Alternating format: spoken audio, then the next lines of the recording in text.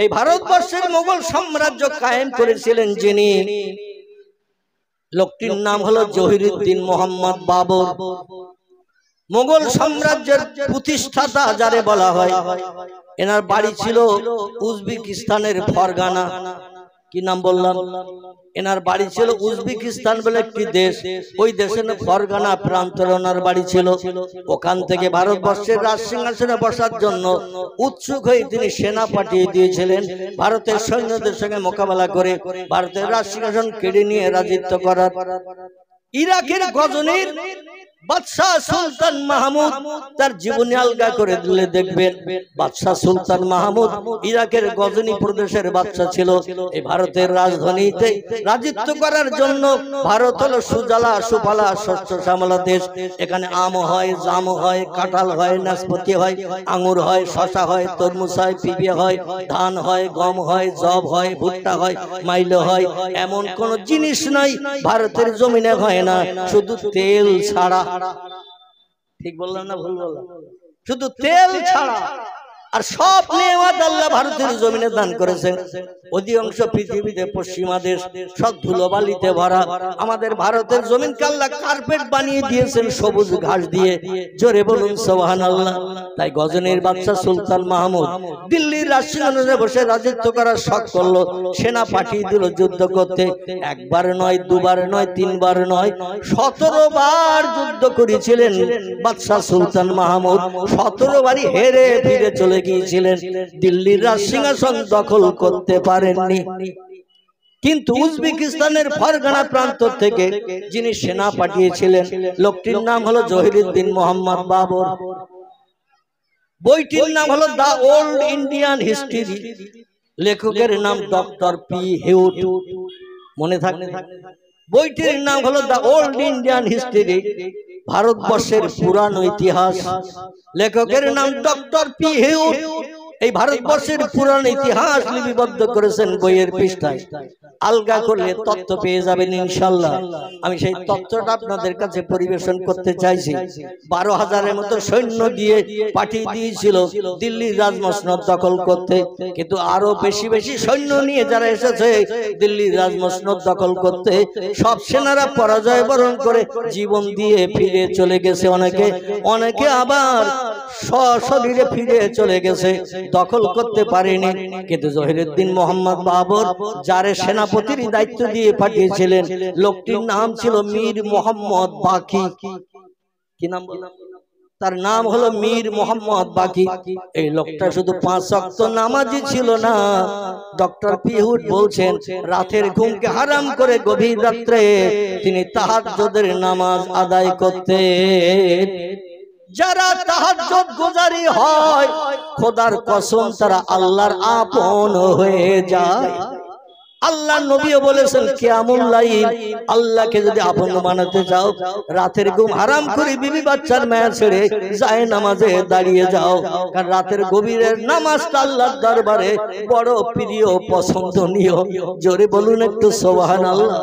আর এই নামাজ আদায় করে আল্লাহর কাছে দুখানা হাত তুলে যে বান্দা রাত্র 3য় প্রহরের সময় 3 ভাগ পেরিয়ে গেছে, 1 ভাগ বাকি, ফজরের আজান ধ্বনি হব ভাব, এই রকম সময়ে যে বান্দা হাত তুলে আল্লাহর কাছে কিছু চায়, আল্লাহ তারে না দিয়ে পারে না। জোরে বলুন একটু সুবহানাল্লাহ। তবে আল্লাহ কোরআনে একটা শর্ত জুড়ে দিয়েছেন। কি জুড়েছেন? আল্লাহ কোরআনে একটা শর্ত জুড়ে দিয়েছেন। অসুবিধা হচ্ছে না তো আপনাদের? একটা শর্ত জুড়ে দিয়েছেন। শর্তটা হলো এই, আমার কাছ থেকে যদি কিছু পেতে চাও, যদি কিছু নিতে চাও, আমার এই শর্তটা বাস্তব জীবনে রূপদান করিও। সেটি হলো বিসমিল্লাহির রহমানির রহিম, ফালিয়াদহাকু কালিলাও ওয়ালিয়াবকু কাসীরা। চিল্লায়ে বলুন একটু আল্লাহু আকবার। আর একটু জোরে বলুন আল্লাহু আকবার। আল্লাহ কোরআনে তত্ত্বকট করে বলছেন, আমারে রাজি করে মুখে যদি হাসি ফোটাতে চাও, জীবনের সব সমস্যার সমাধান যদি পেতে চাও, 2টো কাজ একটু কম বেশি করে করে নাও। একটা কাজ একটু কম কম করবে, একটা কাজ একটু বেশি বেশি করবে। কোরআনই আল্লাহ তত্ত্বকট করেছেন। কোরআনের কথা সত্য না মিথ্যা? সত্য। আল্লাহ বলেন ফালিয়াদহাকু কালিলা, ও বান্দা বান্দিরা, পৃথিবীতে হাসি তামাশা একটু কম কম করে করো। অলিয়াবকু কাসীরা, আর চোখের পানি আমার কাছে একটু বেশি বেশি করে ফেলো। এখন আমাদের হাসি বেশি না কান্না বেশি? কথা বলে হাসি বেশি। আর হাসি বেশি হওয়ার মূল একটি কারণ হলো পকেটে আছে এই বড় বড় যন্ত্র মেশিন। কি নাম বলুন? কি নাম? আল্লাহু আকবার। সব কি এতেকাবের নিয়ত করে আছে নাকি? এখন প্রতিটি পকেটে হাত দিলেও মাল পাওয়া যাবে না যাবে? মুরারিশা চৌমাথার বাজার করতে যাচ্ছেন, মোবাইল মেশিন কিন্তু ছাড়েননি, কিন্তু বাজারে যেয়ে মাল কিনে পকেটে হাত দিয়েছেন, পয়সা তো আনা হয়নি। এরকম ভুল হয় না? হয় না? টাকা আনা হয়নি তো মাল কিনছি, দাম দিতে হবে, পকেটে হাত দিয়ে দেখে পয়সা নেই। পয়সা নিতে ভুল হয়, কিন্তু মোবাইল মেশিন নিতে ভুল হয় না। আর এই মোবাইল মেশিন যাদের কাছে থাকে, লোকজন লাগে না হাসির জন্য। মিন্টু পিন্টু আর মোমেনা ঝর্ণা, আমেনা রমিসা, এদের সঙ্গে অ্যাকশন যদি একবার ফোনের মাধ্যম দিয়ে হয়ে যায়, মুখে হাসি দেখা যাবে না কান্না দেখা যাবে? লাল ঠোঁটের ভিতর দিয়ে 8 খানের জায়গায় অন্তত 14 খানা দাঁত দেখতে পাওয়া যাবে। মানে ফোনে কথা বলছে, কোথায় আছে মনের মানুষ তার কোনো ঠিক ঠিকানা নাই, কিন্তু অ্যাকশন চলতেছে আর শুধু হাসি আর হাসি, হাসি আর হাসি। আমার ভাইরা, মনে হচ্ছে যেন দুনিয়ার সব হাতে পেয়ে গেছে। চিল্লাই বলেন নাউজুবিল্লাহ। আল্লাহ বলেন হাসো কম, কাঁদো বেশি। আল্লাহ নবী বলছেন হাসলে বান্দাদের 3টি ক্ষতি হয়। কটা? যারা বেশি বেশি হাসে তাদের 3টি ক্ষতি হয়, লাভ হয় না। একটি হলো যারা বেশি বেশি হাসে আল্লাহ এদের আয়ুষ্কাল কম করে দেয়। বেশি বেশি হাসলে আল্লাহ আয়ুষ্কাল কম করে দেয়, কারণ আল্লাহ পৃথিবীতে হাসির জন্য পাঠায় নাই।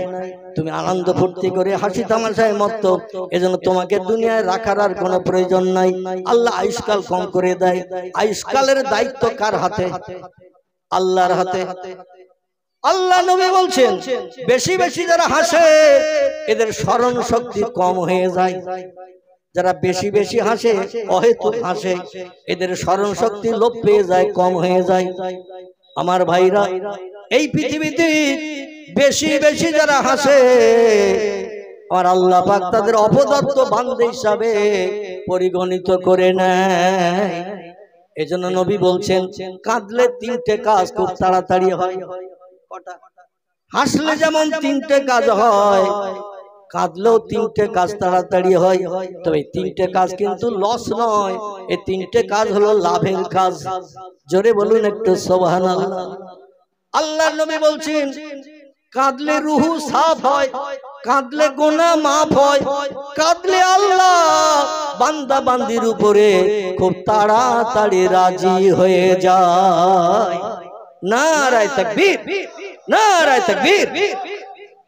কাঁদলে রুহু সাফ হয়, অন্তরাত্মা পরিষ্কার হয়, কাঁদলে গুনাহ মাফ হয়।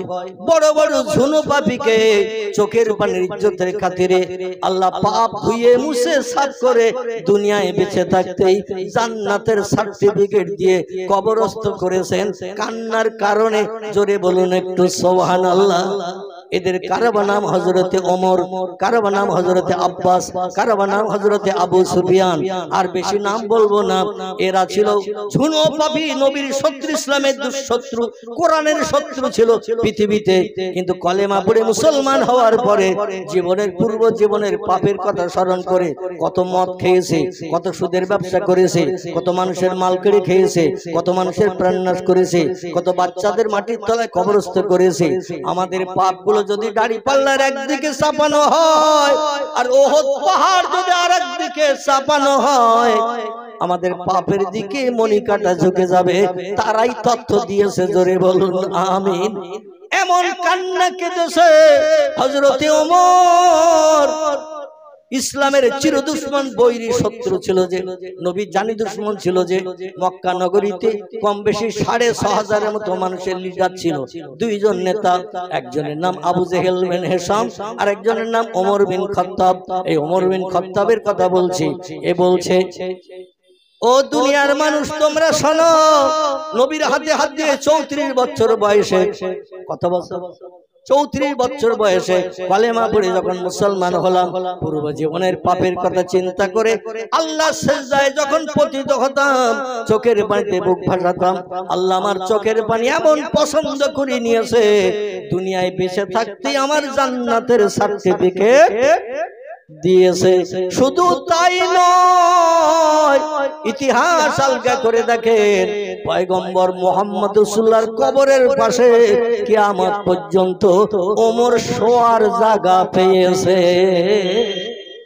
আমি আপনি যদি বলি এ সৌদি আরবের মানুষ, এ মদিনা দেশের মানুষ, আমার মরণের পর ঈসা নবীর কবরে একটা জায়গা নবীর পায়ের দিকে খালি আছে, আমার মরণ যদি হয়ে যায় মদিনা শরীফে হজ করতে উমরা করতে এসেছি, আমার কবরটা ওখানে দিও, সৌদিরা মেনে নেবে তো নাকি? বলে কোথাকার কানা পকড়া, কোথাকার পাগল, এখানে এসে ঈসা নবীর জায়গায় কবর হতে চাচ্ছিস? শেষ পর্যন্ত তোর জায়গা যদি জান্নাতুল বাকিতে না হয় তো দূরে পাহাড়ের কিনারে রেখে দেব, ঠিক না ভুল? জান্নাতুল বাকিতেও তোর কবরের জায়গা হবে না। আমার ভাইরা এত কান্না কেঁদেছে, আল্লাহ পাক রব্বুল আলামিন তার চোখের পানি কবুল করে জীবনের গুনাহ পাপগুলো মাফ করে দিয়ে আল্লাহ তাকে নবীর পাশে কিয়ামত পর্যন্ত কবরস্থ হয়ে শুয়ে থাকার সুযোগ দিয়েছেন। জোরে বলুন একটু সুবহানাল্লাহ। এই জন্য কাঁদলে রুহু সাফ হয়, অন্তরাত্মা পরিষ্কার হয়, কাঁদলে গুনাহ মাফ হয়। বড় বড় জনপাবেকে চোখের পানির ইজ্জতের খাতিরে আল্লাহ বেগুনাহ মাসুম বানিয়ে দিয়েছেন। কাঁদলে আল্লাহ বান্দা বান্দির উপরে খুব তাড়াতাড়ি রাজি হয়ে যায়। জহিরুদ্দিন মোহাম্মদ বাবর মীর মোহাম্মদ বাকিকে দিয়ে যুদ্ধ করতে পাঠালেন 12,000-এর মতো সেনা দিয়ে। যিনি সেনাপতি তিনি শুধু 5 ওয়াক্ত নামাজ পড়তেন না, তাহাজ্জুদের নামাজ পড়তেন। আর তাহাজ্জুদ গোজারিরা আল্লাহর কাছে হাত তুলে দোয়া করলে আল্লাহ কবুল করবে না, করবে না। সৈন্য সংখ্যা কম হওয়া সত্ত্বেও এই 12,000-এর মতো সৈন্য নিয়ে যুদ্ধ করে দিল্লির মসনদ থেকে ভারতের রাজসিংহাসন কেড়ে নিয়ে জহিরুদ্দিন মোহাম্মদ বাবরকে খবর দেয়া হলো, উজবেকিস্তানের ফরগানা প্রান্ত থেকে ভারতবর্ষে চলে এসো, রাজসিংহাসন তোমার জন্য ভারত সরকার খালি করে দিয়েছে। সংক্ষেপ কথা, জহিরুদ্দিন মোহাম্মদ বাবর দিল্লির রাজসিংহাসনে বসে তাম ভারতবর্ষের রাজত্ব পরিচালনা করছেন। এখন যে ভারতবর্ষ, এখান থেকে 550 বছর আগে এই ভারতবর্ষ ছিল না। শ্রীলঙ্কা ভারতের ভিতরে ছিল, বর্মা রেঙ্গুন ভারতবর্ষের ভিতরে ছিল, বাংলাদেশ ভারতের ভিতরে ছিল, পাকিস্তান ভারতের ভিতরে ছিল, আফগানিস্তান ভারতের ভিতরে ছিল। ভারত ছিল একটা বিশাল ভূখণ্ড। নেপাল, ভুটান এও ভারতের ভিতরে ছিল, বিশাল এরিয়ার রাজত্ব জহিরুদ্দিন মোহাম্মদ বাবরের হাতে আসলো। বাবর বলল, আল্লাহ পাক এক দেশ থেকে আরেক দেশে আমাকে রাজত্ব কায়েম করার, রাজসিংহাসনে বসার সুযোগ দান করে দিয়েছেন। সেই আল্লাহর রেজামন্দির জন্য, আল্লাহর সন্তুষ্টির জন্য আমার একটা কাজ অবশ্যই ভারতের জমিনে করতে হবে। নবী বলছেন, মান বানা লিল্লাহি মাসজিদান বানাল্লাহু লাহু বাইতান ফিল জান্নাহ। চিল্লায়ে বলুন আল্লাহু আকবার। আল্লাহ নবী বলছেন, পৃথিবীর কোন ব্যক্তি আল্লাহর জামন্দির জন্য, খুশির জন্য একটা মসজিদ যদি বানিয়ে দিয়ে দেয়, টাকা পয়সা হালাল টাকা খরচ করে, ঘুষের টাকা নয়, সুদের টাকা নয়, মদ খাওয়ার টাকা নয়, ব্যভিচারী করার টাকা নয়, হালাল টাকা দিয়ে যদি মসজিদ বানিয়ে দেয়, বানাল্লাহু লাহু বাইতান ফিল জান্নাহ, আল্লাহ পাক খুশি সন্তুষ্ট হয়ে ওই ব্যক্তির জন্য আগাম জান্নাতের ভিতরে স্পেশাল সৌন্দর্যমণ্ডিত একটা ঘর আল্লাহ তার জন্য বরাদ্দ করে রেখে দেবে। আল্লাহ নবী বলছেন, মসজিদ তৈরিকারীরা যে জান্নাতের ভিতরে যাবে, ওই জান্নাতে অন্য কোন দলের মানুষ ঢুকতে পারবে না। তাই জহিরুদ্দিন মোহাম্মদ বাবর চিন্তা করলেন, আল্লাহর রেজামন্দির জন্য, আল্লাহর ইবাদতের জন্য আমার একটা মসজিদ বানানোর দরকার। দিল্লি থেকে অনতি দূরে সূর্য নদীর কিনারায় নিজ হাতে করে একটা মসজিদ বানিয়ে দিয়েছিলেন মীর মোহাম্মদ বাকির হাত বরাবর। জোরে বলুন একটু সুবহানাল্লাহ। ইতিহাস এই সাক্ষ্য দেয়। বইটির নাম হলো দ্য ওল্ড ইন্ডিয়ান হিস্ট্রি, লেখকের নাম ডক্টর পি হুড। তিনি তত্ত্ব দিয়েছেন এখান থেকে 550 বছর আগের ঘটনা। মসজিদ বানালেন তিনি, যে মসজিদটির নাম বাবর নিজের নামে নামকরণ করে করলেন বাবরি মসজিদ। কি নাম?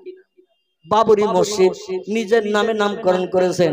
আল্লাহর পয়গম্বর মক্কা থেকে হিজরত করে মদিনায় যখন গেলেন, মদিনায় যে নবীজি নিজ হাতে করে একটা মসজিদ বানিয়েছিলেন। এই মসজিদটির নাম কি?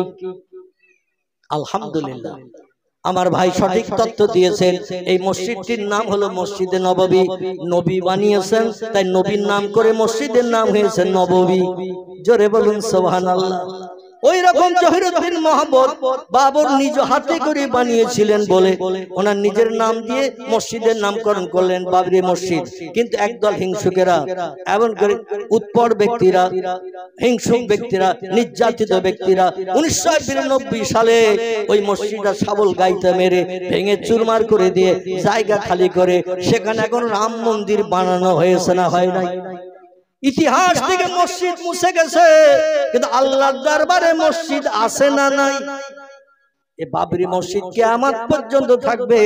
আর এই মসজিদে যারা পূর্বে ইবাদত করেছে, মসজিদের যাত্রী সেজে পুলসিরাত পেরিয়ে জান্নাতের দরজায় তারা পৌঁছানোর সুযোগ পাবে। চিল্লায়ে বলুন একটু সুবহানাল্লাহ, নারায়ে তাকবীর। আমরা সংখ্যালঘু সংখ্যায় নগণ্য, যারা সংখ্যাগুরু জনসংখ্যায় বেশি, তারা মুসলমানদের উপর অত্যাচারের স্ট্রিম চালাচ্ছে। মুসলমান সহৃদয় ব্যক্তিরা কিছু জায়গা জমি মুসলমানদের কল্যাণের জন্য দান করেছেন, যাকে ওয়াকফ এস্টেট বলা হয়। কি বলা হয়? ওয়াকফ এস্টেট বলা হয়। এটা দান করেছে বড় বড় সহৃদয় মুসলিম আমার বাবাজিরা, ভাইয়েরা, তারা দান করেছেন, জায়গা জমি দিয়েছেন। বিবি ছিল কিন্তু বাচ্চা নাই, সন্তান নাই, ভবিষ্যতে কে ভোগ দখল করবে, তাই ওয়াকফ নামে লিখে দিয়ে দিয়েছে। মুসলমানেরা কিয়ামত পর্যন্ত আমার জায়গা জমির টাকা আমি ব্যাংক ব্যালেন্স করে গেলাম, মুসলমানদের বিপদে সাহায্য হবে, বিপদ উপকার করবে, রোগ শোধে তারা ব্যবহার করতে পারবে। এই জন্য ওয়াকফ এস্টেট করা হয়েছে। কিন্তু দিল্লির পার্লামেন্টে বসা দুইজন নেতা মুসলমানদের চক্ষু বেড়ে দেখতে পারে না। আর যত ধর্মাবলম্বীদের জায়গা জমি ওয়াকফ করা আছে তাদের নামে কোনো কথা নাই। মুসলমানদের জমি কেড়ে নিয়ে ওদের হস্তগত করতে হবে, এই নিয়ে তারা বিল পাস করার জন্য সচেষ্ট চালাচ্ছে। আল্লাহ যেন মুসলমানদের হেফাজত করেন, সকলে বলুন আমিন, জোরে বলুন আমিন। আল্লাহ যেন মুসলমানদের রহমত করেন, মুসলমানদের যেন এই কেসে জয়ী করিয়ে দেন। মুসলমানদের সম্পদ মুসলমানদের জন্য ব্যবহার হবে, মুসলমানদের সম্পদ মুসলমানদের বিপদে মুসিবতে সাহায্য করা হবে। এটা যেন কিয়ামত পর্যন্ত চালু থাকে। জোরে বলুন একটু সুবহানাল্লাহ। বাবরি মসজিদ বানানো হলো। জহিরুদ্দিন মোহাম্মদ বাবর দিল্লি থেকে মাঝে মাঝে ওই বাবরি মসজিদে নামাজ আদায় করতে যেতেন। আর আমি বানিয়েছি মসজিদ, আর আমি যদি না যাই তাহলে মসজিদের তো মর্যাদা রক্ষা হবে না, ঠিক কিনা? এই জন্য মাঝে মাঝে তিনি মসজিদে নামাজ পড়তে যেতেন। কিন্তু এক দুর্ঘটনা ঘটে গেল। আত-তাকদীরু লা ইয়ারুদ্দু, আল্লাহ নবী বলেন তাকদীরের পরিবর্তন নাই, একটা মাত্র ক্ষেত্রে তাকদীর পাল্টায়, ইল্লা বিদুআ। বান্দা যখন চোখের পানি ফেলে আল্লাহর কাছে হাত তুলে কেঁদে বলে আল্লাহ এই সমস্যার সমাধান করো, তাকদীর পরিবর্তন করো, আল্লাহ মুখে হাসি ফুটায় না, ফুটায় না। তার বাস্তব নজিরের তত্ত্বটা দিয়ে আমার বক্তব্য ইতি টানবে ইনশাআল্লাহ। আমার ভাইরা, জহিরুদ্দিন মোহাম্মদ বাবরের একটি মাত্র ছেলে ছিল, তার নাম ছিল হুমায়ুন। কি নাম বললাম? হুমায়ুন। হুমায়ুন এমন করে বাদশাহ বাবরের ছেলের নাম ছিল হুমায়ুন। এই হুমায়ুনের বয়স তখন 18 বছর। কত? 18 বছর। 18 বছর হঠাৎ কঠিন রোগে আক্রান্ত হয়েছে, সোয়াসে রোগ, যে রোগে ওষুধপত্র থেকে না, ডাক্তার কবিরা ট্রিটমেন্ট করে কোনো উপকার করতে পারে না। যতদিন যায় 18 বছরের যুবক ছেলে বিছানা শয্যায় শায়িত হয়ে যায়। এরকম ঘটনা আমাদের দেশেও ঘটে না? ঘটে না? যুবক ছেলে এমন কঠিন রোগ হয়েছে, ওষুধ থেকে না, ডাক্তারেরা রোগ ধরতে পারে না, ঘটে না? ঘটে। আমার ভাইরা যতদিন যায় খাওয়া দাওয়া ছেড়ে দিয়েছে, রোগ শয্যায় শায়িত, উঠে বসতে পারে না, টয়লেটে বাথরুমে যেতে পারে না। দেখতে দেখতে এমন জরা জীর্ণ হয়ে গেছে, মরণ ছাড়া আর উপায় নাই। বিভিন্ন দেশ বিদেশ থেকে জহিরুদ্দিন মোহাম্মদ বাবর ডাক্তার কবিরাজ হাকিম বৈদ্য সব ডেকে এনে ট্রিটমেন্ট করাচ্ছে। কারণ আমার স্থলাভিষিক্ত হবে, যে আমার পরে রাজসিংহাসনে বসবে, যে সে আমার ছেলে, এই এমন করে হুমায়ুন। কিন্তু সে তো কঠিন রোগে আক্রান্ত, মৃত্যু শয্যায় শায়িত, শেষ পর্যন্ত বোধহয় মারাই যাবে। এই জন্য বাবর চিন্তা করলেন, ডাক্তার কবিরাজ দিয়ে যখন কাজ হলো না, হাকিম বৈদ্য দিয়ে কাজ হলো না, তাহলে কাজ করতে পারে কে? আমরা যেটা দেখতে পাই না সেটা দেখতে পায় কে? আমরা যেটা শুনতে পাই না সেটা শুনতে পায় কে? আমরা যে কাজ তাড়াতাড়ি করতে পারি না সেটা তাড়াতাড়ি সবার আগে করতে পারে কে? সেটা হলেন আল্লাহ সুবহানাহু ওয়া তাআলা। বাবর চিন্তা করলো, দুনিয়ার ডাক্তার কবিরাজ হাকিম বৈদ্য সকল সব ফেল হয়ে গেল, আমি আল্লাহর কাছে একটু কামনা করি, আল্লাহর কাছে সাহায্য চাই। কিন্তু সাহায্য চেতে গেলে আগে একটু আল্লাহর রেজামন্দি করতে হবে। আর রেজামন্দির উত্তম নাম হলো নামাজ। কি নাম?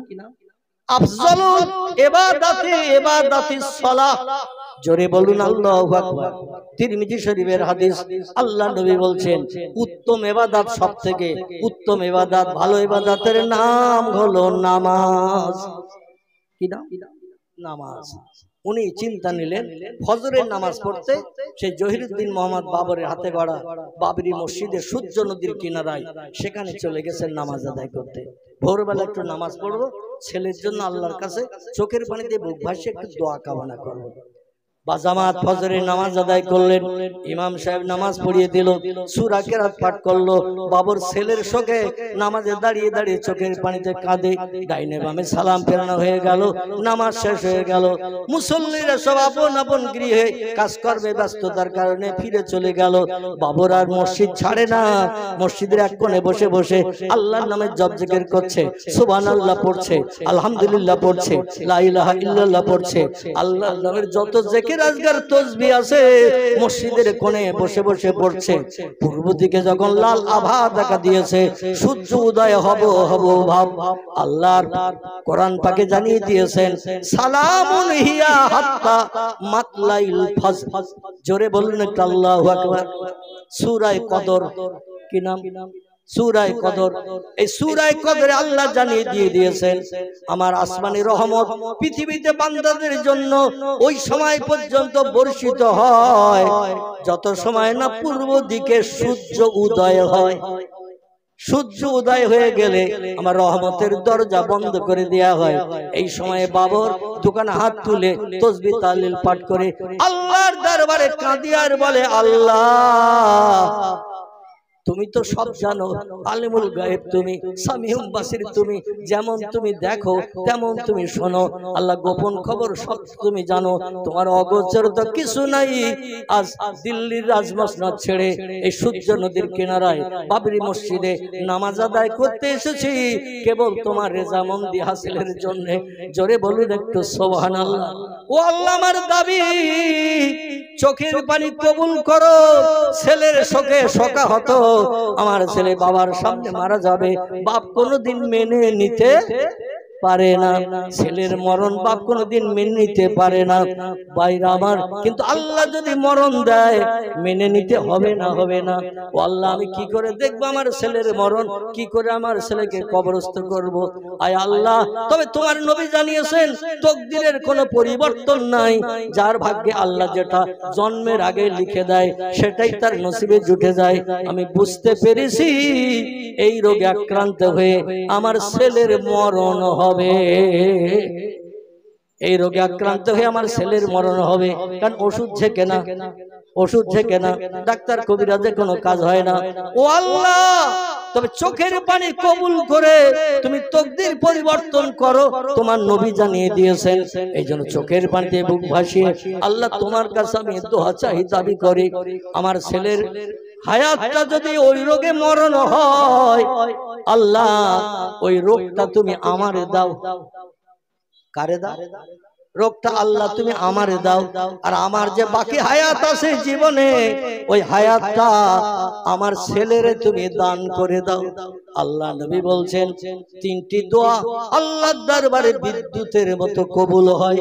অন্য হাদিসে এসেছে আল্লাহ নবী বলছেন চারটি দোয়া বিদ্যুতের মতো আল্লাহর দরবারে কবুল হয়। এক নম্বরের দোয়া হলো বাপ মা যদি সন্তানের জন্য কোনো দোয়া করে আল্লাহ সে দোয়াটা বিদ্যুতের মতো কবুল করেন। দুই নম্বর, সন্তানেরা যদি পিতামাতার জন্য মরণের পর কবরকে সামনে রেখে কিছু দোয়া দরুদ শরীফ পাঠ করে, কোরআন শরীফের আয়াত সূরা তিলাওয়াত করে, দোকানে হাত তুলে বলে রব্বির হামহুমা কামা রব্বায়ানি সাগীরা। আল্লাহর নবী বলছেন ছেলেরা যদি বাপ মায়ের জন্য দোয়া করে, মৃত পিতামাতার জন্য, আল্লাহ বিদ্যুতের মতো দোয়া কবুল করেন। তিন নম্বরের দোয়া হলো কোন সায়েল, কোন মুসাফির আল্লাহর কাছে হাত তুলে দোয়া করলে, মুসাফির ব্যক্তি ঘর বাড়ি ছেড়ে বিদেশে ট্যুর করতে, ভ্রমণ করতে গেছে, এ লোকটা যদি দোয়া করে আল্লাহ দোয়া বিদ্যুতের মতো কবুল করেন। আর একটা দোয়া আল্লাহ বিদ্যুতের মতো কবুল করেন কোন মজলুম ব্যক্তি, অত্যাচারিত ব্যক্তি, সারা পাড়ার মানুষ একদিকে, একটা লোক একদিকে, সারা পাড়ার মানুষ তার উপর অত্যাচার নির্যাতন করছে, এই পার্টি তুই করিস না কেন, আমরা সব এই পার্টি করি, তোর ওই পার্টি করতে হবে, অন্যদের তোর উপর অত্যাচার নির্যাতন উৎপীড়ন হবে। বর্তমানে চলছে না? চলছে না আমার ভাইরা? এই রকম মজলুম ব্যক্তি চোখের পানি ফেলে আল্লাহর কাছে যদি দোয়া করে, আল্লাহ পাক মজলুমের চোখের পানি কবুল করে ওই এলাকায় আসমানি গজব নামিয়ে দিয়ে উচিত শিক্ষা দিয়ে দেয়। জোরে বলুন একটু সুবহানাল্লাহ। এই জন্য কোন অত্যাচারিত ব্যক্তির উপরে আমরা অত্যাচার করব না আমার ভাইরা, মজলুম ব্যক্তির উপরে কোনো অত্যাচার করব না, বরং তাকে সাহায্য করার চেষ্টা করব। সকলে বলুন আমিন। জহিরুদ্দিন মোহাম্মদ বাবরের চোখের পানি আল্লাহর দরবারে কবুল হয়ে গেল। বাবর বলল আল্লাহ, ছেলের মরণ যদি এই রোগে তুমি তকদিরে লিখে রেখে থাকো, রোগ তো সারবে না, আল্লাহ ওই রোগটা তুমি আমারে দাও, আর আমার বাকি হায়াত যেটা রেখেছো আমার হায়াতটা আমার ছেলেরে তুমি দিয়ে দাও। আল্লাহ পাক বাবরের চোখের পানি বাবরি মসজিদে কবুল করার কারণে মসজিদ থেকে নামাজ পড়ে দোয়া করে চোখের পানি মুছতে মুছতে বাড়ি এসেছে মাত্র 8 দিন। কদিন? ঐতিহাসিক ইতিহাসে লিখেছেন মাত্র 8টা দিন সময় আল্লাহ নিলেন। 8 দিনের মাথায় এই রোগাক্রান্ত একেবারে দুস্থ রোগী উঠতে বসতে পারে না, হুমায়ুন সুস্থ হয়ে ঠেলে উঠলো, আর বাবর ওই রোগে আক্রান্ত হয়ে দুনিয়ার জমিন থেকে বিদায় নিয়েছিলেন। জোরে বলুন একটু সুবহানাল্লাহ। ভারতের ইতিহাসে লিপিবদ্ধ হয়েছে দিল্লির রাজমসনদে সব থেকে কম বয়সের মানুষ যিনি বসেছিলেন তিনি হলেন হুমায়ুন। মাত্র 18 বছর বয়সে হুমায়ুন সারা ভারতবর্ষের রাষ্ট্রনেতা হয়েছিলেন। জোরে বলুন একটু আমিন। একটু মহব্বতে কলেমার জিকির, লা ইলাহা ইল্লাল্লাহ, লা ইলাহা ইল্লাল্লাহ, লা ইলাহা ইল্লাল্লাহ, মুহাম্মাদুর রাসূলুল্লাহ, লা ইলাহা ইল্লাল্লাহ, লা ইলাহা ইল্লাল্লাহ, লা ইলাহা ইল্লাল্লাহ, মুহাম্মাদুর রাসূলুল্লাহ। রাসূল বলছেন তত্ত্ব সঠিক হলো না। আরেকজন সাহাবী মসজিদ নববীতে উঠে বলেন, ইয়া রাসূলুল্লাহ, আমি তত্ত্ব দিতে পারি। আল্লাহ নবী বলেন, মা হিয়া ইয়াকি, কি তত্ত্ব তুমি দেবে কঞ্জুস বখিল কৃপণ সম্পর্কে?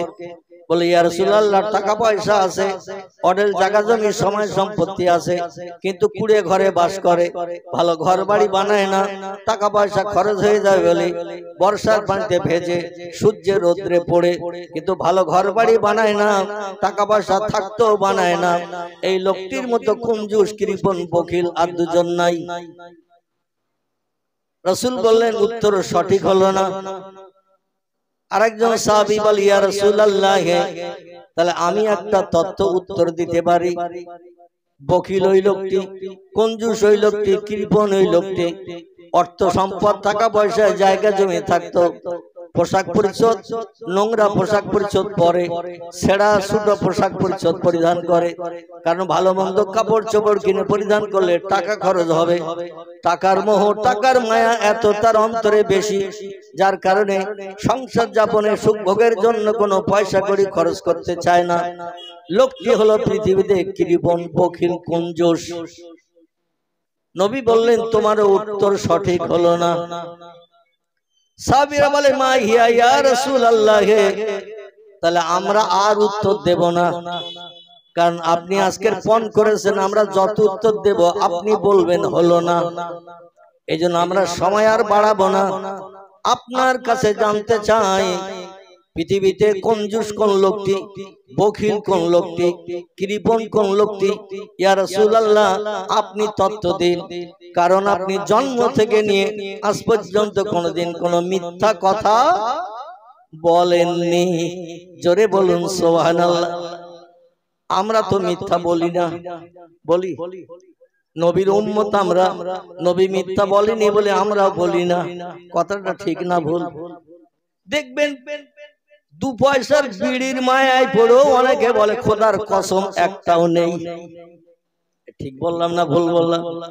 বন্ধুর সঙ্গে বন্ধুর দেখা 4 বছর পর, হাই স্কুলে একসঙ্গে পড়তো কিংবা কলেজে একসঙ্গে পড়তো, দুই বন্ধুর পড়াশোনা শেষ হয়ে গেছে, সংসার যাপনে লিপ্ত হয়ে গেছে, ব্যবসা বাণিজ্য কাজকর্মে লিপ্ত, বিয়ে শাদী করেছেন, বিবি বাচ্চা নিয়ে সংসার জীবনে লিপ্ত। পড়াশোনার সময় দেখা হতো প্রতিদিন। 4 বছর পরে হঠাৎ মুরারিশা চৌমাথায় কিংবা আবাসপুর ব্রিজের পাশাপাশি দেখা হয়েছে দুই বন্ধুর। বলে মিন্টু কেমন আছিস? বলে মোটামুটি চলছে। বলে ও পিন্টু তুই কেমন আছিস? এখানে অবশ্য এরাম নামের কোনো মুসলমান নেই, তাই বলছি, এরকম নামের কোন মুসলমান এখানে নেই। আল্লাহ নবী বলছেন ইসমি আওলাদুকুম কাইসমিল আম্বিয়া, আল্লাহ যদি তোমাদের কোনো পুত্র সন্তান দান করে, আল্লাহ যদি তোমাদের কোনো কন্যা সন্তান দান করে, ছেলেদের নামগুলো একটু পয়গম্বরদের নামের সঙ্গে মিলিয়ে মিলিয়ে রাখবে। আল্লাহ যদি তোমাদের কোনো কন্যা সন্তান দান করে, মেয়েদের নামগুলো একটু পয়গম্বরের বিবিদের নামের সঙ্গে, পয়গম্বরের কন্যাদের নামের সঙ্গে মেয়েদের নামগুলো মিলিয়ে মিলিয়ে রাখবে। জোরে বলুন সুবহানাল্লাহ। সাহাবীরা বলেন ইয়া রাসূলুল্লাহ, ওল্ড মডেলের যুগের পয়গম্বরদের নামের সঙ্গে, ওল্ড মডেলের যুগের পয়গম্বরের বিবিদের নামের সঙ্গে তাদের কন্যাদের নামের সঙ্গে নাম মিলিয়ে রাখলে কি লাভ হবে? কারণ আদম নবী, শীষ নবী, ইদ্রিস নবী, ইব্রাহিম নবী, ইসমাইল নবী, ইসাক নবী, ইয়াকুব নবী, ইউসুফ নবী, দাউদ নবী, সুলাইমান নবী, মুসা নবী, হারুন নবী, এভাবে যত নবী এসেছে পৃথিবীতে হাজার হাজার বছর আগে, ওই হাজার হাজার বছর আগের ওল্ড মডেলের নবীদের নামের সঙ্গে এই নিউ মডেলের যুগের ছেলে মেয়েদের নাম রাখলে লাভ কি হবে? নবীর বিবিদের নামের সঙ্গে মেয়েদের নাম রাখলে কি লাভ হবে?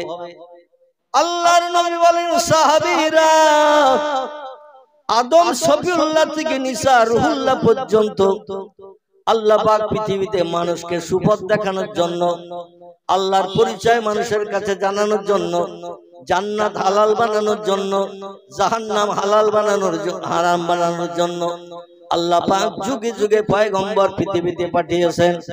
এই পয়গম্বরের সংখ্যা কম বেশি তাফসীর কারকেরা তাফসীরে মাফাতিহুল গায়ব, তাফসীরে মাজিদ, তাফসীরে রুহুল বায়ান, তাফসীরে ইবনে কাসির, তাফসীরে জালালাইন, তাফসীরে কামালাইন, তাফসীরে কাশফ, তাফসীরে বায়ানুল কোরআন, তাফসীরে মাওজিহুল কোরআন, বিখ্যাত বিখ্যাত কোরআনের তাফসীরের ভিতরে লেখকেরা লিপিবদ্ধ করেছেন আল্লাহ পাক পৃথিবীতে মানুষকে সুপথ দেখানোর জন্য, মানুষকে মানুষ বানানোর জন্য পয়গম্বর পাঠিয়েছিলেন 1 লক্ষ মোতাবেক 2,24,000। জোরে বলুন একটু সুবহানাল্লাহ। কতটা? 1 লক্ষ মোতাবেক 2,24,000 পয়গম্বর। আল্লাহ যুগে যুগে পৃথিবীতে পাঠিয়েছেন আল্লাহর পরিচয় মানুষের কাছে দেওয়ার জন্য। আল্লাহ যে একজন স্রষ্টা মালিক আছে এই পরিচয়টা পয়গম্বরেরা সে যুগে অতীতকালে মানুষের কাছে দিতেন। মানুষ যখন আগুনকে পূজা করত, পানিকে পূজা করত, গাছকে পূজা করত, পাথরকে পূজা করত, মাটিকে পূজা করত, স্রষ্টা হিসাবে মান্যতা দিয়ে এই সমস্ত সৃষ্টির কাছে মাথা নত করত আর বলতো ও আমার পূর্ব আমার রব পাথর গো, ও মাটি গো, সূর্য গো, চাঁদ গো, ও পানি গো, আমার জীবনে দুঃখ দুর্দশা নিবারণ করো। তাদের সামনে গড় হয়ে বসে সেজদা করত। পয়গম্বর এসে বললেন সৃষ্টি কোনোদিন স্রষ্টা হতে পারে না, যাদের কাছে মাথা নত করছো তারা হলো সব আল্লাহর সৃষ্টি, আর সৃষ্টি বানিয়েছেন যিনি তিনি হলেন স্রষ্টা। খলাকাস সামাওয়াতি ওয়াল আরদ, আকাশে যা কিছু আছে, দুনিয়ার জমিনে যা কিছু আছে, সব সৃষ্টি বানিয়েছেন কে? জোরে বলেন। সব সৃষ্টি বানিয়েছেন তিনি, আমাদেরও মালিক যিনি, ঠিক কিনা? এই মালিকের পরিচয় পয়গম্বরেরা মানুষের কাছে দিয়েছেন। এদের সংখ্যা তাফসীরকারকে লেখকেরা লিখেছেন 1 লক্ষ মোতাবেক 2,24,000 পয়গম্বর। আমার ভাইরা, এই পয়গম্বরেরা যুগে যুগে দিনের দাওয়াত দিয়ে পৃথিবী থেকে বিদায় হয়ে কবরস্থ হয়ে গেছেন। সর্বশেষ পয়গম্বর আগমন হয়েছে এখান থেকে 1450 বছর আগে। কতদিন বললাম? এখান থেকে 1450 বছর আগে সর্বশেষ পয়গম্বর মহামানবের আগমন হয়েছে। তার নাম হলো মুহাম্মদ রাসূলুল্লাহ। আল্লাহ কোরআনে সূরা আহজাবের ভিতরে তথ্য কোট করে দিয়ে বলছেন ও খাতামান নবিয়্যিন, আমার মুহাম্মদ রাসূলুল্লাহর পরে দুনিয়া যতদিন ধ্বংস না হবে, পশ্চিম দিকে যতদিন সূর্য উদয় না হবে, ততদিন পর্যন্ত পৃথিবীতে আর কোন পয়গম্বরের আগমন হবে না। জোরে বলুন একটু সুবহানাল্লাহ। সেই পয়গম্বর বলছেন লা ইয়াদখুলুল জান্নাহ, আমি মুহাম্মদ অত সময় পর্যন্ত বেহেশতে ঢুকবো না, জান্নাতের সুখ উপভোগ করব না, হুর গেলেমানকে নিয়ে জান্নাতের ভিতরে আনন্দ ফুর্তি করব না, হাত্তা ইয়াতাকে ওয়াইখুরিজু মিনান নার, জাহান্নামের আগুন থেকে ওই লোকটাকে যত সময় টেনে বার করে আল্লাহর জান্নাতে অ্যাডমিশন না করাবো, জান্নাতে না ঢুকিয়ে দেব, তত সময় পর্যন্ত আমি মুহাম্মদ আল্লাহর জান্নাতের সুখ উপভোগ করব না। সাহাবীরা বলেন ইয়া রাসূলুল্লাহ, কোন লোকটাকে বার করবেন? নবী বলেন ওয়াইখুরিজু মিনান নারে মান ক্বালা লা ইলাহা ইল্লাল্লাহু মুহাম্মাদুর রাসূলুল্লাহ, যে লোকটি তার জবান দিয়ে ঠোঁট নেড়ে জিভের মাধ্যম দিয়ে একটা বার মাত্র পড়বে, আরশ কুরসি লৌহে মাহফুজের আরশ কুরসিতে আল্লাহ পাক যে নামটা লিপিবদ্ধ করে রেখেছেন দুইজন ব্যক্তির নাম। কজনের বললাম? দুইজন ব্যক্তির নাম আরশ কুরসির উপরে লিপিবদ্ধ আছে। 1 লক্ষ মোতাবেক 2,24,000 পয়গম্বর যারা পৃথিবীতে নবী আম্বিয়া হয়ে এসেছেন, কারো নাম আল্লাহ আরশ কুরসিতে লিখে রাখে নাই, এখনো নাই, ভবিষ্যতেও লিখবেন না। জোরে বলুন একটু সুবহানাল্লাহ। কিয়ামত পর্যন্ত একজন ব্যক্তির নাম আল্লাহ নিজের নামের সঙ্গে আরশ কুরসিতে লিপিবদ্ধ করে রেখেছেন। সেটি আমাদের হলো ঈমানদার মুমিন হিসাবে বিবেচনা হওয়ার জন্য, বিবেচিত হওয়ার জন্য আল্লাহ আমাদের জন্য ওটা কলেমা করে পাঠিয়ে দিয়েছেন। জোরে বলুন একটু সুবহানাল্লাহ। সেটি হলো, সকলে আমার সঙ্গে একটু গলা ছেড়ে মোহাব্বতের সঙ্গে পড়ুন, আগামীকাল সকালবেলা ঘুম নাও ভাঙতে পারে, ঠিক কিনা? বিবি বাচ্চা নিয়ে বিছানার শয়ন সজ্জায় যখন খেয়ে দিয়ে রাতের বেলা শুয়ে পড়বো, সকালবেলা ঘুম ভাঙবে, এ সার্টিফিকেট কোন বিজ্ঞান দেশে, কোন দার্শনিক দেশে, কোন ইঞ্জিনিয়ার দেশে, কোন ডাক্তার দেশে, কোন মাস্টার দেশে, কোন বুদ্ধিজীবী দিয়েছে, কোন সাহিত্যিক দিয়েছে, দুনিয়ার কোন উচ্চ শিক্ষিত জ্ঞানীর বাবার ক্ষমতা হয় নাই যে তুমি এখনো 11 বছর 3 মাস 16 দিন বেঁচে থাকবে, তোমার মরণ হবে না। এই সার্টিফিকেট আজ পর্যন্ত কেউ দিতে পেরেছে নাকি? কেউ যদি দিতে পারত, তাম বিশ্বব্যাপী দুইজন ব্যক্তি বাদশাহিত্য করেছিলেন। বর্তমান পৃথিবীতে দেশের সংখ্যা হলো 228টি। কটা বললাম? তাম পৃথিবীতে দেশের সংখ্যা হলো 228টি।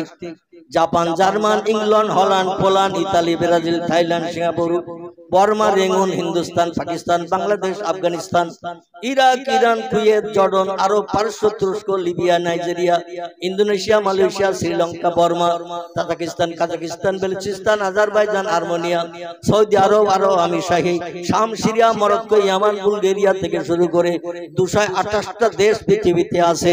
জোরে বলুন একটু সুবহানাল্লাহ। এই 228টি দেশ আমার আল্লাহ পাক তাম পৃথিবীতে বিদ্যমান করে রেখে দিয়েছেন। আর 228টি দেশে এমন কোন দেশ নাই যে দেশে নবীর উম্মত নাই।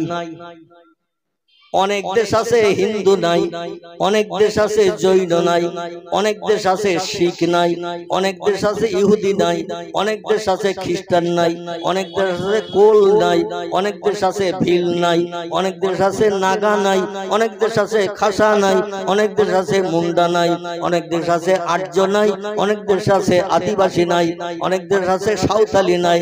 কিন্তু আমরা মুসলমান এমন একটা জাতি, পৃথিবীর 228টি দেশে আমরা বাস করছি। একটু চিল্লায়ে বলুন সুবহানাল্লাহ। এই জন্য আল্লামা ইকবাল বলেছেন, আরবে আমি, ভারতে আমি, চীনে আমার নাইকো পর, সারা বিশ্বে মুসলিম আমি, আমরা বিদেশি ঘর। জোরে বলুন একটু সুবহানাল্লাহ। আরবে আমি, ভারতে আমি, চীনে আমার নাইকো পর, সারা বিশ্বে আমরা মুসলমান বেঁধে নিয়েছি ঘর। এমন কোন দেশ নাই যে দেশে আমরা নাই, সব দেশে রয়েছে। আমাদের পরিচয় হলো আরশ পাকের ভাষা, জবান দিয়ে একটু উচ্চারণ করেছি মোহাব্বতের সঙ্গে, সেটা একটু পড়ুন। লা ইলাহা ইল্লাল্লাহু মুহাম্মাদুর রাসূলুল্লাহ। তিরমিজি শরীফের হাদিস। আল্লাহ নবী বলছেন, কোন ব্যক্তি সারা জীবনে 65 বছর বেঁচে ছিল, 70 বছর বেঁচে ছিল, 82 বছর হায়াতে বেঁচে ছিল, সারা জীবন দুনিয়াদারিতে মত্ত ছিল, বিবি বাচ্চার প্রেমে আসক্ত ছিল, অর্থ সম্পদ উপার্জনের জন্য দৌড়াদৌড়ি ছুটাছুটি করতে করতে জীবন শেষ হয়ে গেছে, আল্লাহর নামের কলেমা একটাবার পড়ার সুযোগ হয়নি। আছে না এরকম মানুষ? মুসলিম ছাড়া যত ধর্মাবলম্বী আছে, ওরা কি সময় দিয়ে কলেমা পড়ে নাকি কোনদিন? মুসলিম ছাড়া যত ধর্মাবলম্বী আছে, এরা কোনদিন মনের ভুলেও কলেমার জপ করে না, কলেমা পড়ে না। বেঈমান এবং ঈমানদারদের পার্থক্য হলো, বেঈমান এবং ঈমানদারদের পার্থক্য হলো, ঈমানদারেরা কলেমা পড়ে, বেঈমানেরা কলেমা পড়ে না। যারা কলেমা পড়ে না, কোরআনের ভাষায় তারা হলো কাফির। তারা কি? তারা হলো কাফির। আর যারা কলেমা পড়ে এরা হলো মুমিন, ঈমানদার। আল্লাহ নবী বলছেন, ও দুনিয়ার মানুষ, সারা জীবনে যদি একটাবার কোন ব্যক্তি আল্লাহর পরিচয়ের নাম, আল্লাহর নামের সঙ্গে আমি মুহাম্মদ রাসূলুল্লাহ, আমার নামটা জুড়ে আল্লাহ একটা বাক্য বানিয়েছেন আরশ কুরসিতে। দুইজন ব্যক্তির নাম জুড়ে একটা বাক্য বানানো হয়েছে, সেটি হলো লা ইলাহা ইল্লাল্লাহ। এটার পরিচয় হলো তামাম সৃষ্টিকে বানিয়েছেন যিনি, তিনি হলেন লা ইলাহা ইল্লাল্লাহ। আর তামাম সৃষ্টির ভিতরে শ্রেষ্ঠ যিনি, তামাম সৃষ্টির ভিতরে শ্রেষ্ঠ যিনি, তিনি হলেন কলেমার অপর অংশ মুহাম্মাদুর রাসূলুল্লাহ। জোরে বলুন একটু সুবহানাল্লাহ। দুইজন ব্যক্তির নাম দিয়ে একটা বাক্য সেন্টেন্স বানানো হয়েছে। এটা যে লোকটি একটাবার পড়বে সে লোকটি ঈমানদার হিসেবে বিবেচিত হবে, যে লোকটি সারা জীবন একবার পড়বে না সে কাফির হিসেবে বিবেচিত হবে। কাফের হলে তার ঠিকানা কোথায় হবে? কাফের হলে তার লাভ কি হবে? আল্লাহ কোরআনে সূরা বাকারায় বলছেন, ইন্নাল্লাযীনা কাফারু ওয়া কাযযাবু বিআয়াতিনা উলাইকা আসহাবুন নারি হুম ফিহা খালিদুন। জোরে বলুন একটা আল্লাহু আকবার। আল্লাহ নিশ্চয়ই যারা আমার বানানো পৃথিবীতে আমার নেয়ামত খায়, আমার অনুদান বিবি বাচ্চা নিয়ে সংসার জীবনের সম্ভব করে, আমার জমিনে ঘর বাঁধে, আমার হাওয়া ব্যবহার করে, আমার দেয়া অক্সিজেন ব্যবহার করে, আমার দেয়া সব নেয়ামত পানি ব্যবহার করে, আগুন ব্যবহার করে, এগুলো কি কেউ বানিয়েছে? যা কিছু পৃথিবীতে দেখি আল্লাহ বলছেন ও দুনিয়ার মানুষ, খলাকাস সামাওয়াতি ওয়াল আরদ, আকাশ এবং জমিনে যা কিছু তোমরা দেখো আমি সব আল্লাহ পাক রব্বুল আলামিন বানিয়েছি। জোরে বলুন একটু আমিন। আমার ভাইরা, সেই আল্লাহ পাকের নামের কলেমা সারা জীবনে যদি একটা বার পড়া না হয় ওই লোকটি কাফের হিসাবে বিবেচিত হবে। আর কাফেরের ঠিকানা কোথায় হবে, তার প্রতিদান কি হবে, আল্লাহ কোরআনে সূরা বাকারায় তথ্যকট করে দিয়েছেন। ইন্নাল্লাযীনা কাফারু, নিশ্চয়ই যারা আমাকে স্রষ্টা বলে মান্যতা দিল না, আমাকে প্রভু বলে স্বীকারোক্তি দিল না, আমাকে সব সৃষ্টির মালিক হিসাবে আমাকে যারা মেনে নিল না, উলাইকা আসহাবুন নার, এরা হবে জাহান্নামের অধিবাসী। কথার অধিবাসী, এরা হবে জাহান্নামের অধিবাসী। ওহুম ফিহা খালিদুন, আর জাহান্নাম এমন একটা কঠিন জায়গা, সেখানে যুগ যুগ ধরে আগুনে পুড়িয়ে তাদের দগ্ধ করা হবে। লা ইয়ামুতু ওয়ালা ইউকরাস ফিহা, জাহান্নামের পরিচয়টা একটু শুনুন। আল্লাহ বলছে লা ইয়ামুতু ওয়ালা ইউকরাস ফিহা, জাহান্নামের আগুনে যারা দগ্ধ হবে, পুড়বে শ্বাসনের চিতার মতো। লা ইয়ামুতু, জাহান্নামের আগুনে পুড়ে কোনোদিন কোনো বান্দার মরণ হবে না। পৃথিবীর আগুনে যদি কোনো ব্যক্তিকে হাত পা বেঁধে পোড়ানো হয়, তার মরণ হতে ক মিনিট ক ঘন্টা লাগবে? কথা বল, যে কোনো একটা তত্ত্ব দিলেই তো খেটে যাবে, ঠিক কি না? আধ ঘন্টা বললেও সই, 15 মিনিট বললেও সই, 1 ঘন্টা বললেও সই, ঠিক কি না? একটা মানুষকে হাত পা বেঁধে যদি শুকনো কাঠে আগুন ধরিয়ে দিয়ে তাতে ফেলে দেওয়া হয়, ও মারা যাবে না? যাবে না? আচ্ছা, মরণের পরে ওই মরা দেহের উপরে আবার যদি পেট্রোল লাগিয়ে দেন, কেরোসিন দেন, ডিজেল দেন, দিয়ে ফের আবার যদি আগুন ধরিয়ে দেন, জিন্দাবস্থায় মরণের সময় যে কষ্ট হয়েছিল আগুনে পুড়ে, মরণের পর পেট্রোল ডিজেল কেরোসিন দিয়ে আবার যদি জ্বালান, ও কি কষ্ট অনুভব করবে? ও কি বলবে বাঁচাও বাঁচাও? ও কি চিল্লিয়ে বলবে আমারে চরম বিপদ থেকে উদ্ধার করো? এটা কি বলবে নাকি? কারণ ওর প্রাণ নাশ হয়ে গেছে, মরণের পর আগুনে ফেলে আবার পোড়ানো হচ্ছে। যেমন হিন্দু ভাইদের ধর্মীয় বিধান হলো মরণের পর শ্মশানের চিতায় পোড়ানো। আচ্ছা, বেঁচে থাকা অবস্থায় হাত পা বেঁধে ছেলেরা আপনজন পাড়া প্রতিবাসী শ্মশানের চিতায় যদি পোড়াতে নিয়ে যায়, কেউ যাবে? কেউ যাবে? বলে আমার উপরে তোর অত হিংসা কেন? আমি বেঁচে আছি, তোর বাপের কি? আমি 107 বছর বেঁচে আছি, আরো 20 বছর বাঁচবো, আমার কেন শ্মশানের চিতায় পুড়াবি? কোন মানুষ জিন্দাবস্থায় পুড়তে চাইবে না, তাই মরণের পরে তারে নিয়ে যাওয়া হয় শ্মশানের চিতায় পুড়াতে। কারণ পুড়ালে সে কোনো প্রতিবাদ করতে পারবে না, প্রতিবাদ করতে পারবে না। আবার আগুনে যখন পোড়ানো হবে, ও চিল্লাবে না, হাউতাস করবে না, বাঁচাও বাঁচাও করবে না। মরে যাচ্ছি মরে যাচ্ছি আগুনে পুড়ে, আমি কঠিন বিপদের মাঝখানে পড়েছি, আমার উদ্ধার করো, বাঁচাও, বলবে নাকি কেউ? আল্লাহ বলছেন দুনিয়ার আগুনের ধারণা যেন করিও না। ও পৃথিবীর মানুষ, পৃথিবীর এই যে আগুন তোমরা ব্যবহার করে রান্না বান্না করো, বিভিন্ন কাজে ব্যবহার করো, পার্টস গুলো আগুনে পুড়িয়ে পুড়িয়ে তরল নরম করে বিভিন্ন শ্বাসে ফেলে দিয়ে যন্ত্র মেশিন বানাও, সব আগুনের মাধ্যম দিয়ে পোড়ানো হয়। কাঁচ পোড়ানো হয়, লোহা পুড়িয়ে গালানো হয়, যে কোনো শ্বাসে ফেলে দিলে দেখবেন আস্তে আস্তে ঠান্ডা হলে জীবনে একটা পার্টস যন্ত্র তৈরি হয়ে যায়।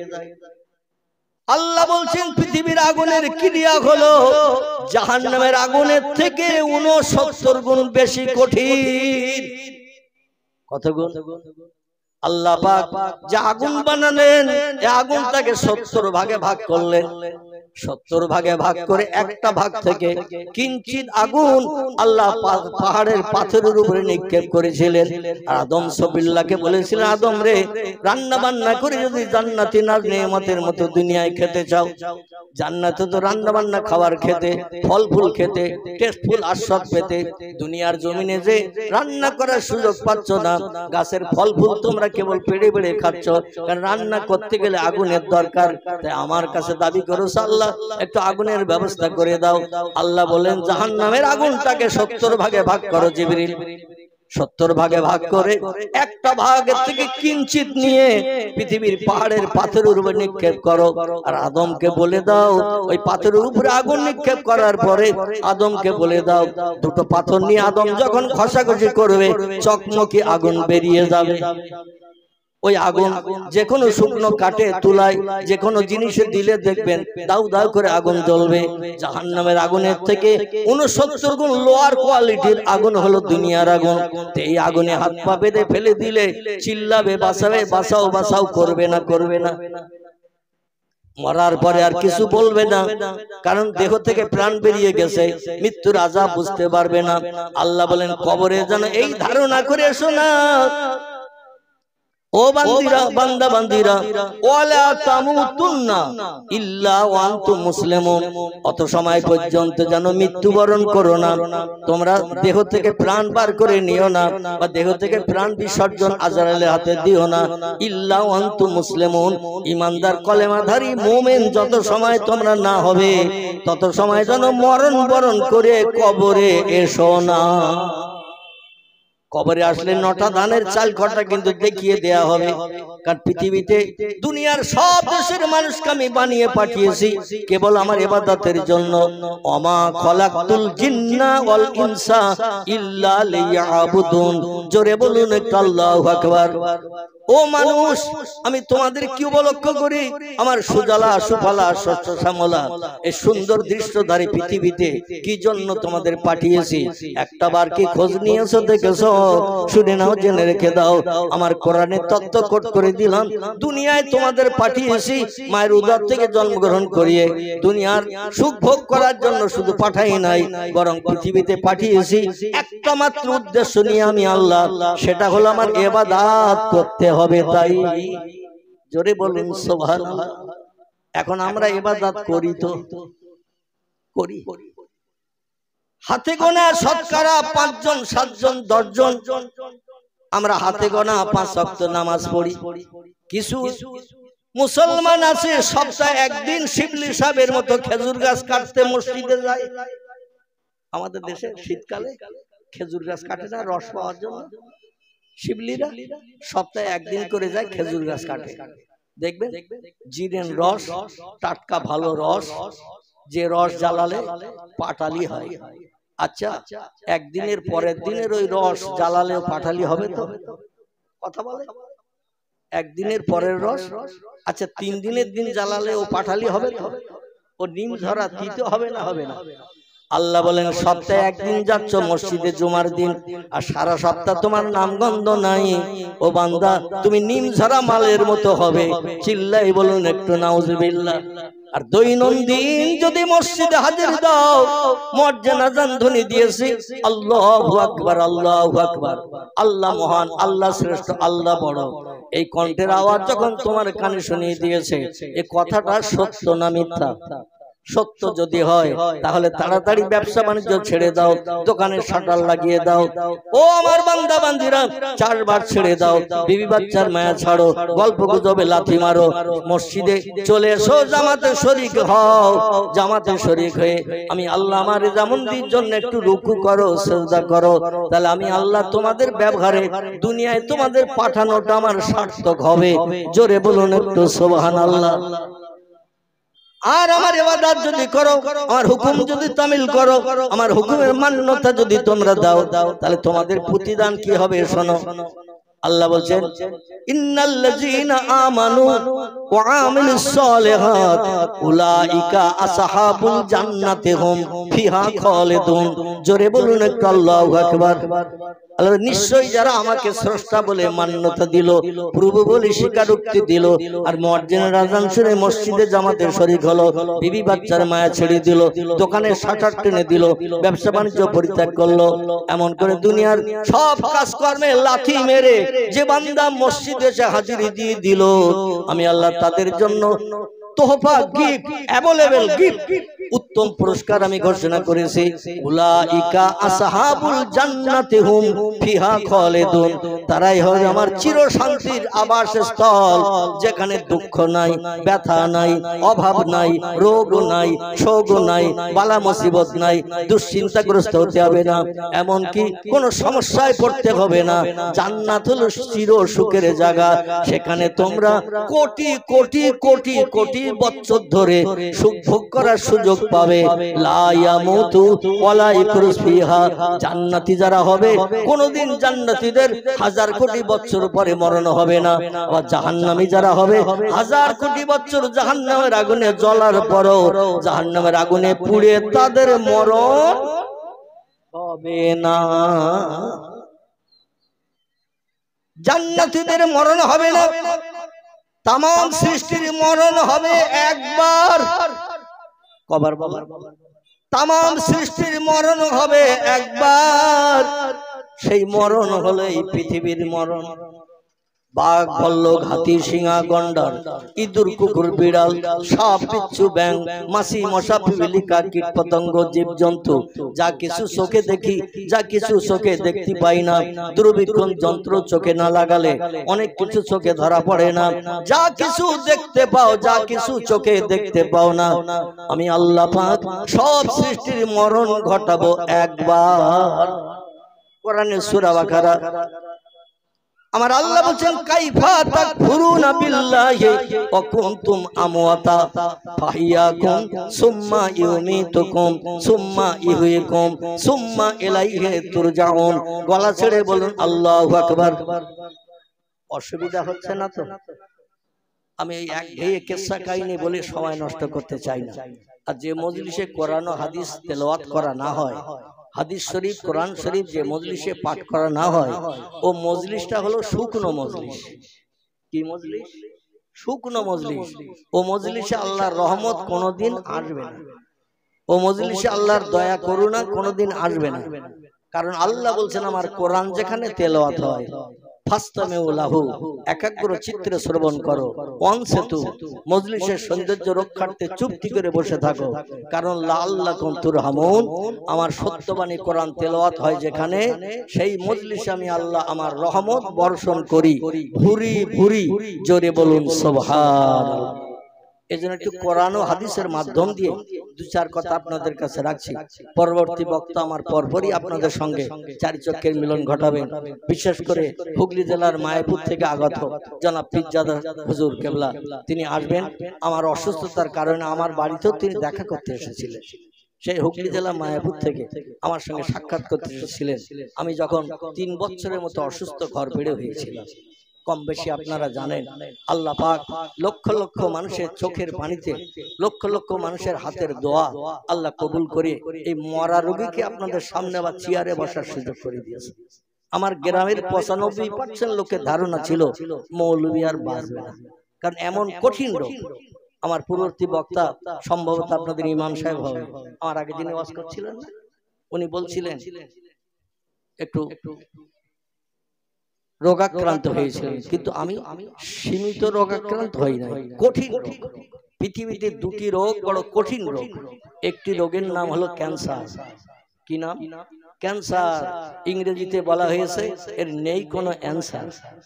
ক্যান্সার রোগ হলে মরণ অবশ্যম্ভাবী। 1000 কেমো দেন, ডাক্তার দেখান, অপারেশন করে, ও 2-5 বছর পরে আবার রোগ কেটে ওঠে। একেবারে বৃদ্ধ বয়স পর্যন্ত ক্যান্সার রোগী বাঁচে।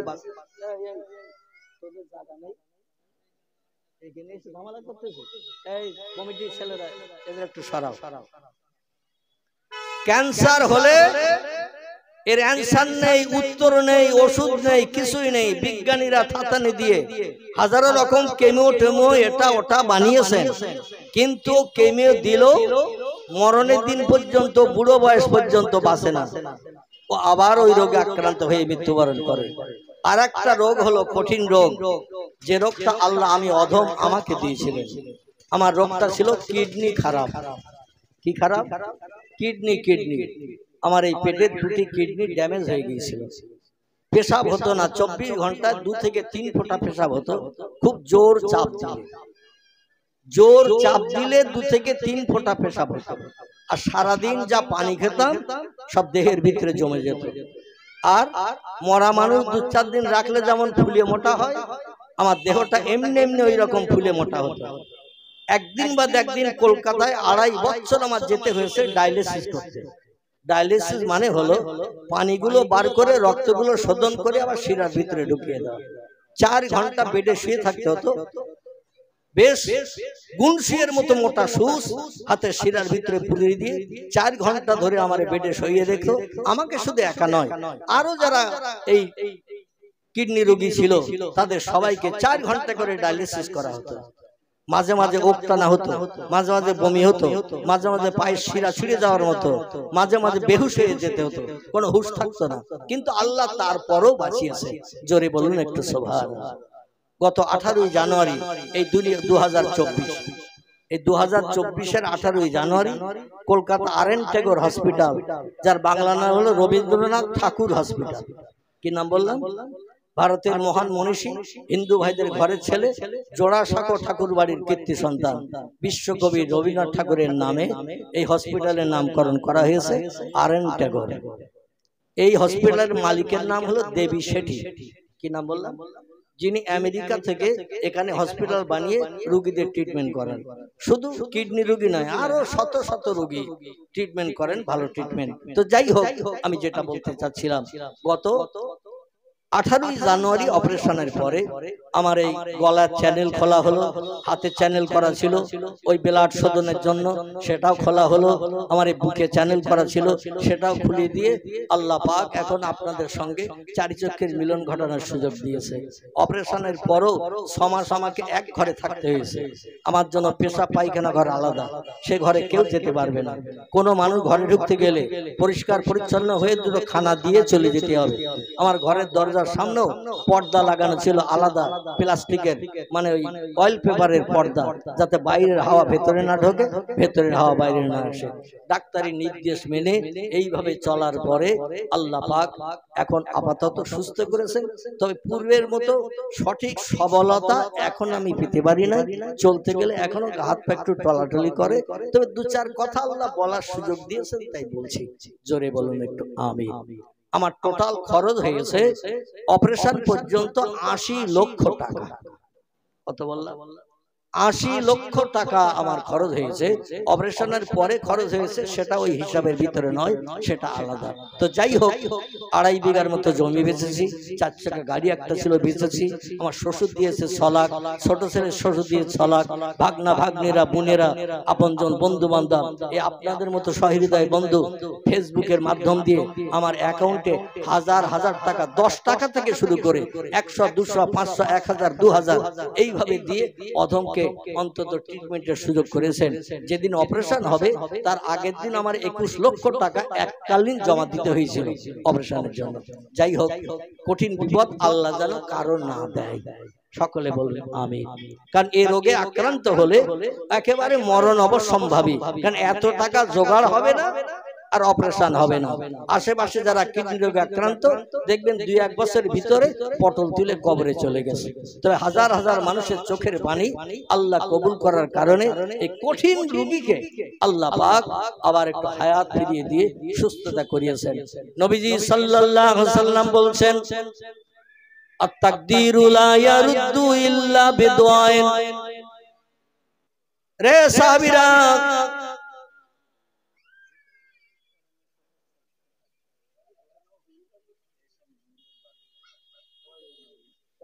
আমি করব না, হুজুরকে শুরু করব, এখনই বক্তৃতার পর আবার শুরু করব। আচ্ছা ঠিক আছে। আচ্ছা ঠিক আছে। আমার ভাইরা, আল্লাহ নবী বলছেন, আত-তাকদীরু লা ইয়ারুদ্দু ইল্লা বিদুআইন। এ সাহাবীরা, তাকদীরের কোনো পরিবর্তন নাই। তিরমিজি শরীফের হাদিস, আল্লাহ নবী সাল্লাল্লাহু আলাইহি ওয়াসাল্লাম জানাচ্ছেন, কোন মানুষ মায়ের উদর থেকে পৃথিবীতে যখন জন্ম নেয়, তার জন্মগ্রহণ করার 40,000 বছর আগে আল্লাহ তার তকদির লিপিবদ্ধ করে পৃথিবীতে পাঠায়। কদিন আগে? আমার ভাই বলছেন 40 বছর। আল্লাহর নবী বলছেন, মায়ের উদর থেকে কোনো বাচ্চা, ছেলে হোক বা মেয়ে হোক, এই পৃথিবীতে যখন জন্ম নেয়, দুনিয়ার মুখ যখন দেখে, তার জন্ম নেয়ার পূর্বে আল্লাহ পাক রব্বুল আলামিন তার তকদির লিপিবদ্ধ করেন, এবং এটা লিপিবদ্ধ করেন 40,000 বছর আগে। তকদিরের প্রতিফল প্রত্যেকের নসিবে জুটবে, কারণ লা ইয়ারুদ্দু, আল্লাহ নবী বলছেন তকদিরের কোনো পরিবর্তন হবে না। আল্লাহ যেটা লিখে পাঠাবেন সেটাই তার নসিবে জুটবে। জোরে বলুন একটু সুবহানাল্লাহ। সাহাবীরা তো শুনে কান্না শুরু করেছেন, ইয়া রাসূলুল্লাহ, চেষ্টা চতুর চালিয়ে আমরা কি তকদিরের কোনো পরিবর্তন ঘটাতে পারবো না? আমল কালাম করে, জিকির আজগার করে, তাসবিহ তাহলিল পাঠ করে, নামাজ কালাম করে, নফল রোজা রেখে, ফরজ রোজা রেখে, সত্য কথা বলে, চুরি ডাকাতি না করে, ছিনতাই গুন্ডামি না করে, মদ না খেয়ে, সুদ না খেয়ে, ব্যভিচারী না করে, গরিবদের হক ফাঁকি দিয়ে না খেয়ে, মানুষ মার্ডার না করে, আমরা যদি আল্লাহর কাছে হাত তুলে কোনো দোয়া করি, আল্লাহ কি আমাদের তকদির পাল্টে দেবে না? নবী বলেন, সাহাবীরা, নাম ইয়া আইয়ুহাল আসহাব, একটা মাত্র ক্ষেত্রে মানুষের তকদির পরিবর্তন হয়। কটা? একটা মাত্র ক্ষেত্রে মানুষের তকদির পরিবর্তন হয়। সাহাবীরা বলেন, মা হিয়া ইয়া রাসূলুল্লাহ, সেই ক্ষেত্রটা কি? রাসূল বলেন, ইল্লা বিদুয়া, রাতের গভীরে तमाम সৃষ্টি যখন ঘুমিয়ে যাবে, বিবি বাচ্চা নিয়ে সব সৃষ্টি যখন বিশ্রামে চলে যায়, ঘুমের ঘরে পতিত হয়, রাতের গভীর হয়ে গেলে সব সৃষ্টি দেহের ক্লান্তি দূর করার জন্য যখন বিশ্রামে যায়, ঘুমিয়ে যায়, ওই সময় কোন ব্যক্তি বিছানায় যদি লাথি মারে, বিবি বাচ্চার মায়া ছেড়ে দিয়ে আমার আল্লাহ পাকের সন্তুষ্টির জন্য জায়নামাজের পাটিতে দাঁড়িয়ে যে 2 রাকাত নামাজ আদায় করে আল্লাহর কাছে দোকান হাত তুলে চোখের পানি দুখনা দিয়ে 2 ফোঁটা পৃথিবীর জমিনে ফেলে, ওই রাত্র দ্বীপ্রহরের পর থেকে নিয়ে ফজরের আযান ধ্বনির আগ সময় পর্যন্ত এই সময়টাকে বলা হয়েছে তাহাজ্জুদ। কি নাম? আল্লাহ কোরআনের 28 পারায় সম্ভবত তত্ত্ব কোট করে দিয়েছেন, ফাতাহাজ্জাত বিহি নাফিলাতাল্লাক। জোরে বলুন একটু সুবহানাল্লাহ। আল্লাহ বলছেন, ও বান্দা বান্দীরা, আমাকে যদি রাজি করতে চাও, জীবনের সুখ শান্তি আমার মাধ্যম দিয়ে যদি মিটাতে চাও, প্রধানের কাছে যদি যেতে না চাও, মেম্বারের কাছে যদি যেতে না চাও, এমএলএ এর খোঁজ খবর যদি নিতে না চাও, কারো কাছে দরখাস্ত দিতে না চাও, কোনো বন্ধুর কাছে যদি সমস্যা জানাতে না চাও, আমি আল্লাহ আমার কাছ থেকে যদি সমস্যার সমাধান পেতে চাও, রাতের গভীরে একটু জায়নামাজে দাঁড়িয়ে যাও, একটু তাহাজ্জুদের নামাজ আদায় করো। আল্লাহ নবী হাদিস শরীফে জানিয়েছেন, সিয়ামুন নাহার ও কিয়ামুল লাইল। জোরে বলুন একটু সুবহানাল্লাহ। সিয়ামুন নাহার মানে দিনের বেলা দাঁতে কিছু না কেটে অনাহারা থাকা, এরে বলা হয় সিয়ামুন নাহার। আর কিয়ামুল লাইল, রাতের গভীরে সব সৃষ্টি যখন ঘুমিয়ে যাবে, কোন বান্দা বিবি বাচ্চার মায়া ছেড়ে দিয়ে শান্তির শয্যা বিছানায় লাথি মেরে দুনিয়ার আয়েশারাম পরিত্যাগ করে জায়নামাজে দাঁড়িয়ে আল্লাহর কোরআন শরীফের তেলাওয়াত করে রুকু সিজদার মাধ্যম দিয়ে বান্দা যখন ডাইনে বামে সালাম ফিরিয়ে নামাজ শেষ করে দিয়ে আমার কাছে হাত তুলে যখন কিছু চাইবে, উদউনি, ও বান্দা কিছু চাওয়ার থাকলে আমার কাছে চাও, আস্তাজিব লাকুম, তোমাদের দোয়া দাবি কবুল করে জীবনের সব সুখ শান্তি মিটিয়ে মুখে হাসি ফুটাবো আমি।